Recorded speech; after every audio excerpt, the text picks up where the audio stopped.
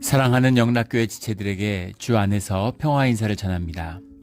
오늘은 2022년 10월 22일 목요일입니다. 오늘의 묵상 본문은 신명기 10장 1절로 22절까지의 말씀입니다. 오늘 본문 말씀 10장 1절부터의 말씀은 이렇게 시작합니다. 그때 여호와께서 내게 이르시기를 너는 처음과 같은 두 돌판을 다듬어 가지고 산에 올라오라. 내게로 나오고 또 나무개를 하나를 만들라. 이 십계명을 주님께 받는 사건은 이스라엘에게 너무나 중요한 절체절명의 사건이죠. 그래서 십계명을 처음에 깨뜨렸던 그 우상으로 송아지를 만들어서 경배했던 이제 그 사건을 언급하고 있는데 그것을 9장에 이어서 10장에서 언급하고 있습니다. 두 돌판을 받아서 깨뜨렸는데 지금 두 돌판을 다듬어 가지고 산에 올라오라 이렇게 말씀하고 계세요. 처음 십계명을 새긴 두 돌판은 그 주님이 직접 준비하셨죠.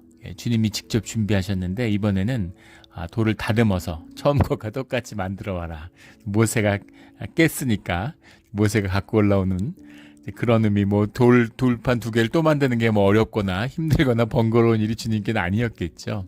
그래서 이 의미가 무엇일까라는 것을 우리 이제 기독교 역사에서는 회개의 의미로 받아들입니다. 주님께 돌이키는데 처음 돌판과 똑같이 말씀을 주님이 새겨주시지만 그 돌판을 모세가 준비했다는 뜻, 이것은 처음과 같지는 않다라는 것이죠. 이것이 이제 회개의 의미이기도 해요. 이렇게 생각하시면 될 겁니다. 연인이 있는데 싸워요. 싸우는데 화해하고 싸우는데 화해합니다. 화해하니까 이제 관계가 회복됐죠. 그런데 처음 관계 같지는 않은 거예요. 이렇게 금이 가 있는 겁니다. 부부를 생각해 보세요. 부부가 헤어졌다가 별거했다가 다시 만났다. 회복해서 이제 잘 사는데 그래도 그 깊은 상처가 남죠. 상처가 도자기가 깨졌는데 그것을 가져다가 이렇게 접착제로 완벽하게 이렇게 붙였다고 한번 생각해 보세요. 그것이 아무리 처음과 같이 똑같이 보여도 금이 남죠. 처음과 똑같을 수는 없는 것이죠. 그래서 우리가 주님과 함께하는 회개에 대해서 깊이 생각해 봐야 되는 것이죠. 우리가 주님께 돌이키고 처음 마음이 회복됐는데 감사한 일이죠. 주님이 하시는 일입니다. 그러나 죄를 안 짓고 어차피 회복할 건데 처음 죄를 안 짓고 주님과의 관계가 금이 가지 않았을 때와는 같지 않다는 겁니다. 헤어졌다 만났다 하는 연인과 쭉 화목하게 잘 지낸 그런 연인은 다르겠죠. 그런 걸 생각해 보시면 될 거예요. 주님 안의 거룩함, 주님의 말씀으로 살아가는 신실한 삶이 주는 기쁨과 의미, 그것은 우리가 죄를 짓고 쓰러졌다가 회복되는 그것과는 또 다른 주님의 기쁨과 축복이 있다라는 사실입니다. 우리 주님이 주신 온전한 축복을 누리는 이 특별한 주님의 은혜를 더욱더 깊이 만나며 들어가는 그런 우리 모두가 되기를 주의 이름으로 축원합니다. 예전에 제가 수도에서 만났던 집사님이 계신데 아버지를 위해서 이제 계속 기도했던 거죠. 아버지가 나이가 드셔서 주님을 늦게 영접하고 이렇게 이제 소천을 하신 겁니다. 소천을 받으신 거죠. 근데 아버지가 떠나고 꿈을 꾸셨는데 아버지가 천국에 가셨는데 굉장히 초라한 옷을 입고 있는 흰 옷을 입고 있는데 굉장히 초라한 옷을 입고 있는 그 모습을 보았다는 거예요. 물론 무슨 사람을 차별하고 계급이 있고 그런 것은 아니겠죠. 모르죠. 정확히 천국이 어떤지는. 하지만 그 초라한 옷에 담긴 그 뜻은 주님의 구원을 받았지만 안타까운 아주 가까스로 받은 그런 구원이었구나라는 것을 이제 깨달았다, 이런 고백을 하시는 걸 들은 기억이 나요. 그런 분들 있죠. 세상에서 나쁜 짓 다 하다가 마지막에 주님을 영접해가지고 천국 가면은 그게 세상 복도 누리고 하늘의 복도 누린 거 아니냐. 진짜 아무것도 모르는 이야기죠. 뭐가 뭔지 그런 마음을 가진 분들은 하늘의 복을 누리기가 어렵겠죠. 그건 마치 이런 거나 같아요. 결혼했는데 집 나가가지고 평생 방황하다가 나이 들어 돌아와서 부부가 다시 화목하게 된 것이죠. 그것과 평생 부부가 서로 아끼고 사랑하며 산 것과 어떻게 비교가 되겠습니까? 예. 좀 부부 관계를 깨지 않고 명목상 부부가 된 것의 의미가 아니잖아요. 그 안에서의 깊이와 사랑과 서로 그런 걸 나누는 그게 얼마나 깊어요. 정을 나누는 그런 기쁨이 하물며 하나님과의 관계에선 더 말할 것도 없겠죠. 예, 그래서 우리가 물론 회개를 늘 해야 되지만 또 회개할 만한 죄를 짓지 않은 거룩하고 주님이 기뻐하시는 삶의 길로 가는 우리 모두가 되기를 주의 이름으로 축원합니다. 2절에 내가 깨트린 처음 판에 쓴 말을 내가 그 판에 쓰리니 너는 그것을 그 궤에 넣으라. 그 궤에 넣으라 라는 말씀이 오늘 나와서 5절에 가면 내가 만든 궤에 넣었더니 이렇게 되어 있는데 이것의 말씀에 좀 시차가 있죠. 이 말씀대로 들으면 받아서 그대로 갇히는 것처럼 생각되는데 처음에 이 말씀을 다시 받았던 건 출애굽기 34장에 나왔던 말씀이고 우리가 다 묵상을 이미 나눴던 말씀들이죠. 그리고 만들기 시작한 건 37장 말씀이고 넣은 것은 40장에 나오는 말씀입니다. 시간적으로 보면 한 6개월 정도의 시차가 있어요. 그래서 성막을 완성하고 언약궤에다가 말씀판을 넣은 것은 출애굽 2년째에 일어났던 일이죠. 상당한 시차가 있는데 그냥 이걸 쭉 붙여서 얘기를 하니까 바로 일어난 것처럼 민수기하고나 출애굽기하고는 좀 다른 게 아닌가 뭐 이렇게 얘기하시는 분이 있지만 이것은 지금 모세가 평생을 살고 죽음 앞에서 자기의 인생을 회고하는 것이잖아요. 그러니까 그것을 붙여서 이야기하는 하나의 이야기로 나오는 거죠. 저희 아이들이 엄마를 언제 만났냐고 어떻게 결혼했냐고 물으면 내가 일본에 유학할 때 유학생 파티에서 엄마를 처음 만나서 결혼했지 라고 이야기하는데 처음 만난 것과 결혼할 때까지는 3년의 시차가 있었습니다. 만나자마자 결혼하는 사람은 없겠죠. 그런데 그것을 얘기할 때는 쭉 붙여서 얘기하는 거잖아요. 과거의 사건을 회고하고 돌이키는 거니까. 그래서 이 사건도 지금 모세가 과거를 돌이키는 거니까 이걸 하나의 사건으로 이렇게 설명하고 있는 것이죠. 똑같은 것이 6절에도 나와요. 이스라엘 자손이 부에롯 분의 야간에서 길을 떠나 모세라에 이르러 아론이 거기서 죽어 장사되었고 아론의 죽음이죠.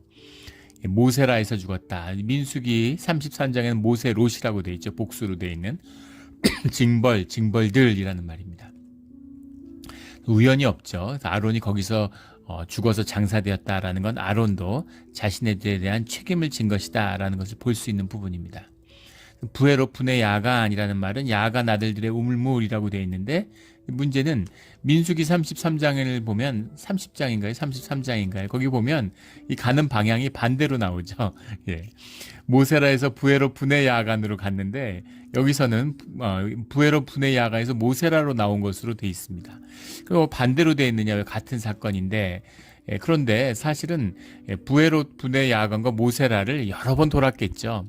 광야에서 40년을 돌았는데 그 좁은 땅 2주면 갈 수 있는 땅을 40년을 돌았다고 생각해 보세요. 아마 이 사이를 여러 번 뺑뺑뺑뺑 돌았을 겁니다. 그러니까 이제 그런 기억이 여기서 저길 갔던 저기서 여길 갔던 피지에서 무슨 마리나로 왔던 마리나에서 피지를 갔던 거기가 거긴 거죠. 여길 매일 도는데 그것을 시간이 지나서 회고하는 이제 그런 장면이겠죠. 그래서 그런 삶을 이제 마감하는 이 궤의 중요성, 궤의 의미를 말씀하고 있는 겁니다.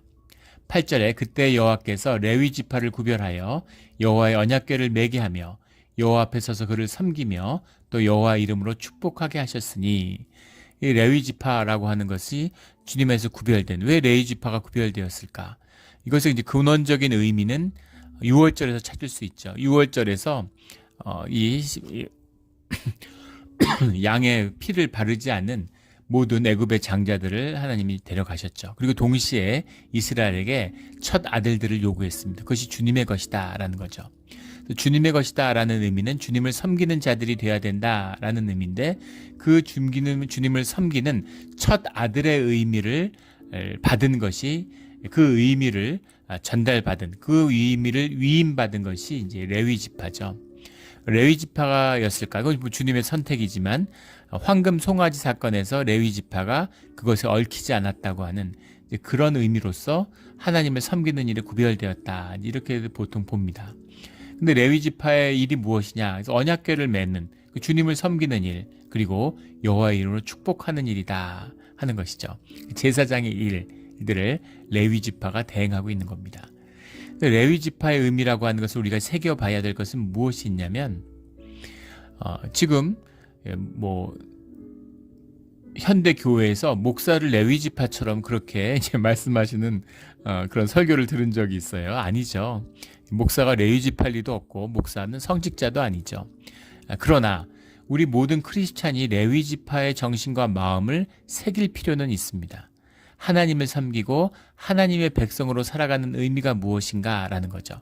하나님 일을 전담하고 하나님의 성전에서 일한다고 해서 다른 지파와 구별되게 더 중요한 것인가? 그럴 수도 있고 아닐 수도 있습니다. 공동체의 삶으로 연결되어 있기 때문에 모든 삶이죠. 생업에 열심히 일하고 농사 짓는 사람들이 있고 그들의 11조로 레위 지파가 살아가잖아요. 그러니까 사실은 다 한 공동체고 주님을 섬기는 일에 부름받은 주님의 백성들이죠. 그런데 그 가운데 주님을 섬기는 일은 우리가 생업을 하는 것과 구별되는 그런 영역이 있다는 겁니다. 그 구별됐고 성스럽게 하라라고 하는 주님의 뜻을 생각해야 되는 것이죠. 이것이 귀한 뜻이에요. 구별되는 것, 우리가 구별된 백성이고 구별된 시간을 가지고 구별된 뜻으로 주님께 나와야 되는 거죠. 주님을 선택한다는 것, 내 선택에서 첫 번째 순위가 주님이 된다는 것은 특별한 것입니다. 이걸 구별하지 못하면 신앙이 아니라 그냥 종교 행위가 돼버리는 거예요. 이 구별된 참된 뜻입니다.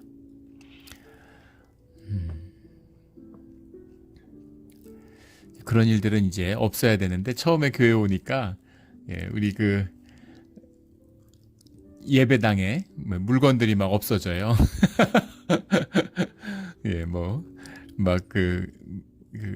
램프 같은 거, 스피커가 없어지기도 하고 이것저것 없어졌다가 오기도 하고 처음에는 당황했죠. 이게 뭔가 했더니 아무렇지도 않게 이제 교회 중직자분들이 얘기하는 거예요.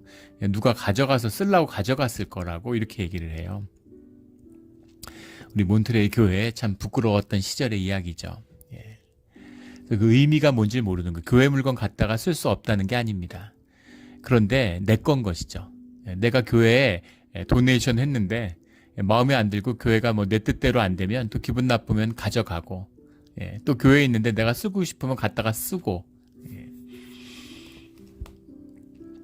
그래서 처음 왔을 때 교회인 중에 본인이 무슨 밴드 공연을 하는데 교회 스피커를 좀 쓰게 해달라고 했는데 제가 안 된다고 했습니다. 그게 교회 거고 성물이라서 안 된다 그런 의미가 아니라 구별되는, 주님 안에서 구별돼서 주님의 것이라고 하는 걸 마음에 새길 때까지는 그걸 새기는 과정인 것이죠. 그것이 분명하지 않고 그게 흐려지면 안 되기 때문이에요. 그런 의미입니다. 그래서 우리가 레위 지파의 정신을 마음에 새길 필요가 있어요. 이 마음의 중요한 의미죠. 이 의미를 해석해서 목사님 중에서 또 그런 교회들이 있습니다. 보수적인 교회에서 목회자가 이제 생업이 어렵잖아요. 물론 목회자를 청빙할 때 그 삶을 전부 다 교회에서 책임져 주겠다라고 하는 약속이 있었죠. 그 약속을 지키고 그걸 채워주는 것이죠. 필요를 채워주는 것입니다. 그런데 교회들이 이제 연약하고 힘들어지니까 그런 게 준비가 안 되면 미국 장로교 이런 데는 아예 청빙 자체가 안 되죠. 근데 한국 교회들은 이렇게 연약하고 어려운 가운데서도 개척을 하고 또 힘들게 목회를 해 나가서 한국 교세들이 이렇게 커져온 게 있잖아요. 사는 게 너무 힘드니까 이제 아르바이트를 해요. 목사님들이 택시 기사도 하고 여러 가지 이런 일들을 합니다. 근데 그런 것들을 또 정죄하는 그런 게 있어요. 어떻게 목회자가 구별되었는데 하나님 일만 해야지 다른 일을 하느냐, 생업에 종사하느냐, 그게 어떻게 목회직이 될 수 있느냐. 그런데 아까 말씀드렸죠. 목사는 레위 지파가 아니죠. 그래서 그렇게 정죄할 수는 없다고 봅니다. 그러나 교회에서 생업을 책임지고 그 필요를 채워주는 뜻이 있어요. 전심으로 주님의 일을 해야 된다는 뜻입니다. 이건 마음의 문제겠죠. 그래서 마음으로 전심을 다해야 돼요. 제가 교회에서 부교육자나 전도사님이나 부목사님들하고 동역을 하게 될 때 늘 그런 말씀을 드립니다. 교회가 형편이 안 돼서 파트타임으로도 모시고 해프타임으로도 모신다. 다 풀타임으로 모시는 게 맞겠지만, 하지만 우리가 사례를 신수비를 파트타임으로 주던 뭐 해프타임으로 주던 쓰리쿼터를 주던 그거는 삶의 생활의 방편의 문제인 것이고, 기본적으로 목회는 다 풀타임이다. 이런 부탁을 꼭 드려요. 하나님을 섬기는 것, 또 사람들을 주 안에서 섬기는 일들은 모두 다 풀타임이라고 그런 말씀을 드립니다. 이런 마음으로 주님을 섬기는, 우리 뭐 장로님, 권사님, 안수지사님들 다 마찬가지죠. 그런 뜻으로 마음에서 주님을 섬기는 자리에 나와야 되는 거죠. 모든 성도가 마찬가지입니다. 전심으로. 뭐 시간을 40시간 하면 풀타임이고 20시간 하면 해프타임, 이런 의미가 아닙니다. 우리의 마음과 삶이 주 안에 있고 교회가 내 삶에서 가장 소중한 것이 되어야 된다는 그 의미인 것이죠. 그런 의미에서의 주님께 구별된 삶, 주님을 섬기는 삶, 이것이 우리가 레위 지파 가운데 받아야 할 오늘의 우리의 말씀에 주시는 가르침이죠. 이 가르침을 새겨서 우리 전심으로 주님을 섬기는 우리 모두가 되기를 주의 이름으로 축원합니다. 10장 12절부터는 여호와께서 우리에게 구하시는 것을 다시 한번 새기고 있어요. 이스라엘아, 내 하나님 여호와께서 내게 요구하시는 것이 무엇이냐, 이렇게 묻고서 답하는 12절부터의 말씀입니다. 여호와를 경외하며 그 모든 도를 행하고 그를 사랑하며 마음을 다하고 뜻을 다하여 내 하나님 여호와를 섬기라. 주님을 섬기고 주님을 사랑하며 주님을 경외하며 주님의 말씀으로 살아라 라는 거죠. 이것이 주님과 함께하는 비밀이다. 오늘 우리 신앙도 마찬가지입니다. 15절에 여호와께서 오직 내 조상들을 기뻐하시고 그들을 사랑하사 그들의 후손이 너희를 만민 중에 택하셨음이 오늘과 같으니라. 이것도 우리가 기억해야 돼. 우리가 주님을 택한 것이 아니라 주님이 우리를 택했어요. 주님이 우리를 택하시고 주님이 우리의 마음을 주장하셔서 우리가 주님을 믿는다고 고백할 수 있게 된 주님의 사건입니다. 우리가 주님을 영접할 수 있었던 건 100% 주님의 은혜예요. 은혜일 뿐입니다.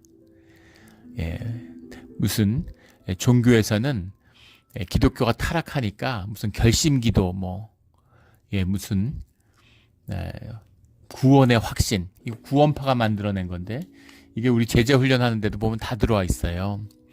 구원파가 하는 게 그럴 법했는지 구원의 확신이 어디 있습니까? 구원을 누가 확신할 수가 있어요? 이건 주님이 하시는 일인데,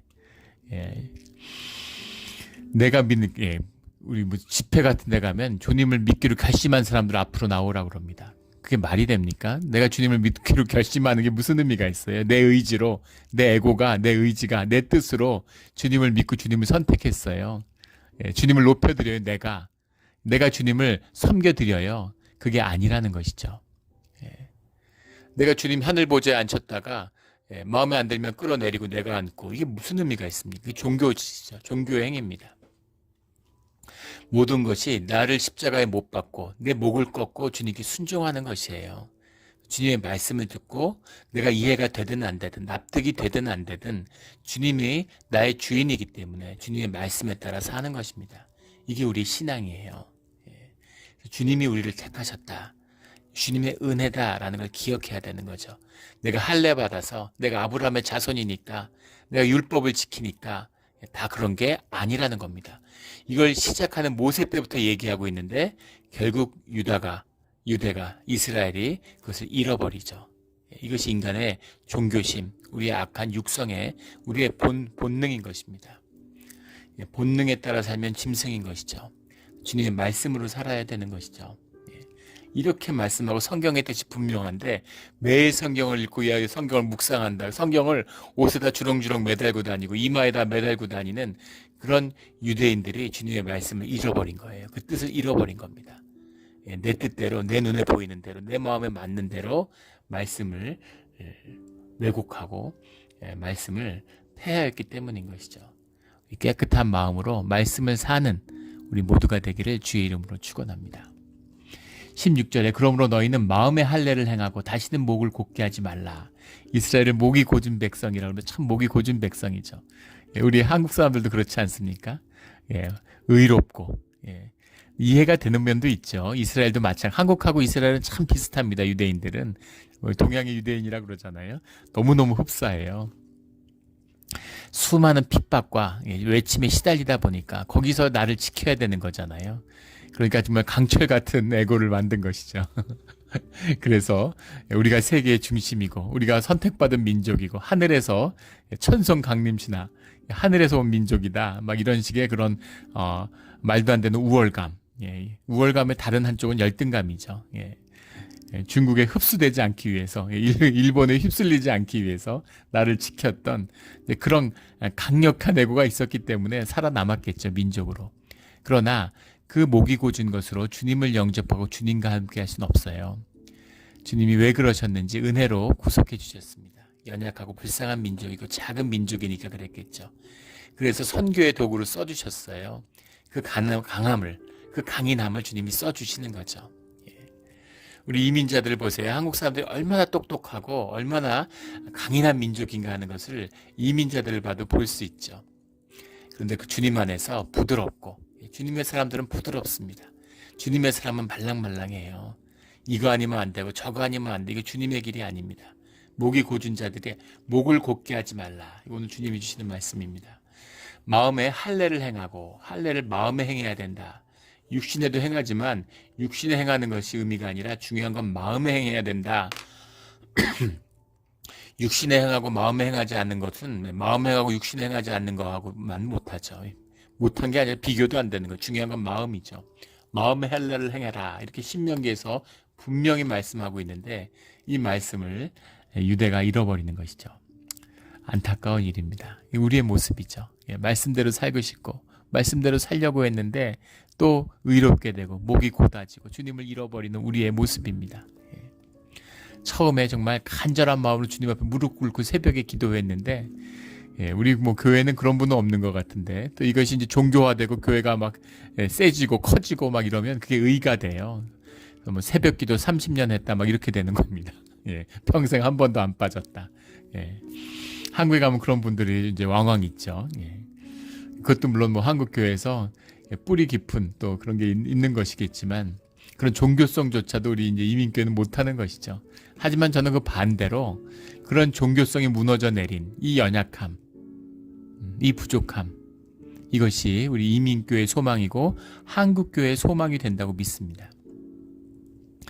우리 목을 꺾고 마음의 할례를 행하는 우리 모두가 되기를 주의 이름으로 축원합니다. 이건 주님과의 관계의 문제죠. 늘 주님과의 관계, 그리고 우리 이웃과 우리 형제와의 관계, 너 하나님을 사랑한 것처럼 네 이웃을 사랑하라 라는 그 말씀에 다 담겨있는 뜻이죠. 18절에 가면 고아와 과부를 위하여 정의를 행하시며 나그네를 사랑하여 그에게 떡과 옷을 주시나니 주님의 통치입니다. 고아와 과부라는 건 가장 그 사회에서 불쌍한 사람, 의지할 곳이 없는 버팀목이 없는 사람들, 그런 약자들을 의미하는 거죠. 그들에게 정의를 행하시며, 정의를 행한다라는 말이 오세 미슈파트라는 말인데, 오세라는 게 do, make 이런 거죠. 미슈파트라는 게 이제 판단하다. 미슈파트가 이제 샤파트라는 말에서 온 건데, 그게 이제 다스리다, 판단한다, 이제 그런 말이에요.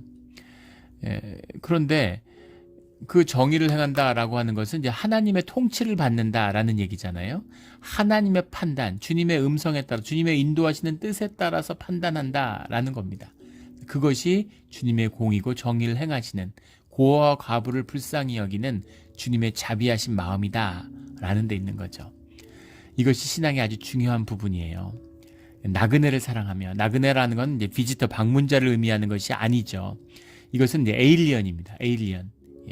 게르라는 말인데, 게르라는 말은 우리 이민자들이에요. 보면 이게 우리 이민자들, 우리 영주권자들, 퍼머넌트 에일리언이라고 돼 있잖아요. 그게 이제 퍼머넌트 에일리언이라는 게 너무 차별적이다 해서 요즘엔 퍼머넌트 레지던트 뭐 이렇게 이제 이름을 바꾸자 이제 이런 이야기들이 나오는데, 게르라고 하는 말이 이스라엘 가운데 살고 있는 이방인들입니다. 영주하는 사람들, 영주권자들이에요. 그런데 이제 이 사람들이 얼마나 연약하고, 그 당시에는 이제 이런 사람들은 토지를 소유할 권리가 없고 법적으로 보호받을 권리가 없는 사람들이죠. 그런 사람들에게 떡과 옷을 주시는 것이 주님이시고, 19절에 가면 너희는 나그네를 사랑하라 라고 돼 있죠. 근데 이상하잖아요. 나그네를 사랑하라라고 되어 있는데 사랑하라는 거는 하나가 돼야 된다.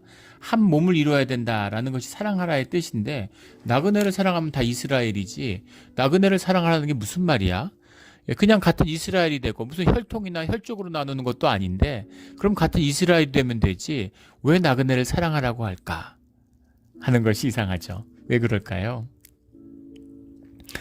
그것은 그들이 이스라엘이 되어야 된다는 뜻이 들어있는 거예요. 이스라엘이 되면 상관없습니다. 한 이스라엘인데 우리 출애굽기를 봐도 나오잖아요. 예굽 여인들과 결혼했는데 같이 나오면 같은 이스라엘이에요. 홍해를 같이 건너는 따라 나온 사람들은 전부 다 이스라엘입니다. 그런데 왜 가나안 땅의 사람은 진멸해야 될까? 그 삶의 중심과 이니셔티브가 뭐냐는 거죠. 아버지 누구냐 어머니 누구냐 이거 중요하죠. 그러나 아버지 어머니가 없는 고아라고 해서 이방의 자식으로 태어났다고 해서 먹고 살기 위해서 이스라엘을 따라왔다고 해서 차별받아서는 안 된다라는 겁니다. 그들에게 불쌍하고 안 됐기 때문에 사랑을 베풀고 인애를 베풀어라라는 겁니다. 그러나 그들이 한 가족이고 이스라엘은 아니죠. 불쌍하다고 해서 한 가족은 아니에요. 불쌍하다고 해서 공동체는 아닙니다. 그들에게 하나님의 자비와 은혜를 베풀어야 되는데 그들을 견인해서 그들이 이스라엘이 돼야 되는 거죠. 이스라엘이 이방인이 되어서는 안 돼요. 이방인과 이스라엘이 섞여서 혼합되어서는 안 되는 겁니다. 이것이 이 말씀의 참된 뜻이죠. 삶의 중심이 무엇인가 라는 겁니다. 가족끼리 화목해라 라는 그 뜻. 내가 하나님을 믿는데 가족들은 무슨 이슬람이고 절에 다녀요. 힌두교예요. 그렇다고 해서 가족끼리 뭐 싸우고 인상 쓰고 뭐 안 보고 이러면 안 되는 거죠. 모든 사람이 하나님의 피조물입니다. 그래서 피조물을 향한 주님의 사랑을 나눠야죠. 그 인애를 나눠야 되는 거예요. 선교도 마찬가지죠. 무슨 제3세계에 있는 무슨 기독교라고 그 사람들은 도와주고 이슬람이면 안 도와주고 이게 무슨 선교입니까? 하나님의 은혜와 사랑을 베푸는 것이에요. 그 사랑을 맛보고 주님의 자녀로 초청받는 것입니다. 당연하지 않겠어요? 그러나 그렇다고 해서 다 주의 자녀고 다 주의 피조물이니까 다 형제 자매야. 너는 이슬람으로 살고 나는 기독교로 살면서 우리는 한 가족이야. 이것도 아니라는 것이죠. 하나님의 은혜와 분명한 진리를 만나는 그런 초청과 삶의 중심이 있어야 된다는 겁니다. 이 두 가지를 반드시 우리가 명심해야 되는 거죠. 이것이 나그네를 사랑하라 하는 그 하나님의 참된 뜻입니다. 22절에 보면 애굽에 내려간 내 조상들이 겨우 70인이었으나 이제는 내 하나님 여호와께서 너를 하늘의 별같이 많게 하셨느니라. 주님의 은혜를 기억하라는 거죠. 주님의 은혜를 기억해라. 어떻게 430년 동안 70명이 어른만 남자 어른 장정만 60만 200만이 넘었겠죠. 그런 사람으로 불어날 수 있겠나. 근데 복리로 불어나는 거니까 충분히 가능하다는 거죠. 맘모스가 왜 멸종했을까? 거기에 대한 많은 논란들이 있었습니다. 그런데 이제 가장 유력한 설은 사람들이 자꾸 잡아먹었기 때문이라는 거예요. 어른 맘모스는 못 잡아먹죠. 새끼를 잡아먹는데 100마리 태어날 때마다 2마리씩만 잡아먹으면 500년이 지나면 멸종한다는 겁니다. 사람이 이렇게 많은 것 같지만 태어나는 아이들 똑같은 출생률을 유지한다고 할 때 태어나는 아이들이 100명 중에 2명씩만 죽으면 그러면 500년 뒤에는 멸종하는 거예요. 반대로 2명씩만 더 나오면 어떻게 될까요? 걷잡을 수 없이 불어나는 것이죠. 이 일들도 놀라운 일이지만 이 육적인 것으로도 놀라운 일이지만 더한 것은 영적인 것이죠. 이민 3세대, 4세대가 갔는데 뿌리를 잊어버리는, 자기 색깔을 잊어버리는 사람들이 많아요. 심지어 자기 정체성이 흐려져서 이민 왔는데 부모에 대한 반감, 이민 가정에서 이렇게 일이 일어나고, 그래서 막 아버지 어머니를 미워하니까, 부모를 미워하니까 한국도 미워하고 막 이런 애들 많잖아요. 그래서 막 한국말 안 하려고 그러고 한국인인 걸 막 부정하려고 그러고 막 미국화 되려고, 미국의 2등 시민이 되려고 하는 것이죠. 참 불쌍하고 비참한 모습이잖아요. 그런 걸 얼마나 많이 봅니까? 한국 사람이, 부모가 한국 사람인데 한국말 하는 게 당연하잖아요. 그런데 한국말 하는 게 신기한 것처럼 한국말 잘하면 어떻게 이렇게 말을 잘하냐 이렇게 되는 거예요. 그런 지금은 이제 또 우리 이민 사회도 많이 달라졌죠. 그 LA 폭동 이런 걸 경험하면서 한국인의 정체성, 한국인이 된다는 게 이민사에서 어떤 것인가 하는 것에 대해서 새롭게 눈 떠가서 달라지고 있습니다. 그렇다고 하더라도 그것이 3세대, 4세대를 지나도 정체성을 유지하는 게 어려운데 5세대, 10세대를 지나면 어떻게 될까요? 그런데 애굽에 가서 430년 지난 14세대 이상이 지난 이 유대인들이 자신들의 정체성을 지켰다는 겁니다. 인구가 많아지면 뭐예요? 유대인이란 자각을 잃어버리면 그냥 이방인이 돼버리는 것이죠. 이스라엘이 망할 때 100만 명이 넘는 사람이 알렉산드리아로 도망갔. 대부분 재산이 있고 뭔가 좀 가진 자들이죠. 그래서 알렉산드리아의 유대가 사회가 대단했다는 겁니다. 그런데 예레미야 선지자의 선포처럼 알렉산드리아로 간 자들은 모두 다 이스라엘로 예루살렘으로 돌아오지 못했죠. 그리고 그 정체성을 지키지 못하고 완전히 사라졌습니다. 다 애굽 사람들이 된 거예요. 그런데 참 놀랍게도 바벨론으로 노예로 끌려간 자들, 그들은 정체성을 잃어야 될 것 같은데 복음을 들고 산을 넘는 자의 발길이 어찌 그리 아름다운고 노예들이잖아요. 바빌론에 끌려가고 있는 그런 그 당시에 연약하고 힘이 없고 그런 자들입니다. 물론 그 중에 왕도 있고 뭐 귀족도 있었지만 그렇게 끌려간 자들, 바빌론의 노예로 끌려간 자들이 예루살렘으로 돌아오고 그 정체성을 회복하고 말씀을 되찾고 예배를 다시 세운 것이죠. 이것이 주님이 함께하는 은혜고 택하심의 비밀이에요. 구속사의 비밀입니다. 이 깊은 비밀을 깨달아 주의 복음으로 안에서 거듭나는 주님의 생명을 살아가는 이 마지막 때, 이 종말의 때가 다가오고 있잖아요. 세상이 이렇게 악하고 이렇게 악이 들끓는 세대에서 주님의 말씀으로 살아가는 그런 우리가 되기를, 우리의 자녀들이 되기를 예수 그리스도 이름으로 축원합니다. 아멘. 기도드리겠습니다. 하나님 아버지 감사합니다. 모든 것이 주의 은혜임으로 인해 다시 한번 감사를 드립니다. 아무 이유가 없는데, 제가 잘한 게, 우리가 낳은 게 아무것도 없는데 오직 주님의 사랑과 긍휼로 우리를 택하고 여기까지 인도하여 주셨습니다. 그 인도하심을 끝까지 가서 주님을 만나는 우리 모두가 되기를 원합니다. 그런 소중한 주님의 발자취 가운데 기억되는 오늘 하루가 되게 하여 주시옵소서. 감사하며 예수 그리스도의 이름으로 기도드렸습니다. 아멘.